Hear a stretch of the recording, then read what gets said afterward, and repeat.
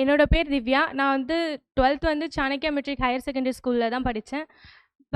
படித்து முடிச்சுட்டு என்னோட ஆம்பிஷன் என்னன்னு சொல்லி எங்கள் வீட்டில் கேட்டாங்க. நான் வந்து சின்ன வயசுலேருந்தே எனக்கு வந்து டாக்டர் ஆகணும், நான் எம்பிபிஎஸ் பண்ணணும் அப்படின்னு தான் நினச்சேன். ஆனால் வந்து எனக்கு 12th லாஸ்ட்லேயே வந்து கொஞ்சம் உடம்பு சரியில்லாமல் போயிடுச்சு. அதனால் நான் பண்ண வேணாம்னு நினச்சேன்.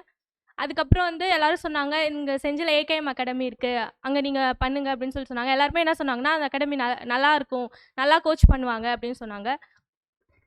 நான் வந்து கிராஷ் கோர்ஸ் ஃபர்ஸ்ட் வந்து கிராஷ் கோர்ஸ் தான் சேர்ந்தேன். 12th முடிச்சுட்டு வந்து கிராஷ் கோர்ஸ் சேர்ந்தேன். அந்த 1 மந்த் சார் நல்லா எடுத்தாங்க. ஸோ எனக்கு வந்து அப்போ தான் கொஞ்சம் நம்பிக்கை வந்துச்சு. பரவாயில்ல, நம்மளால பண்ண முடியும் அப்படின்னு நினச்சேன்.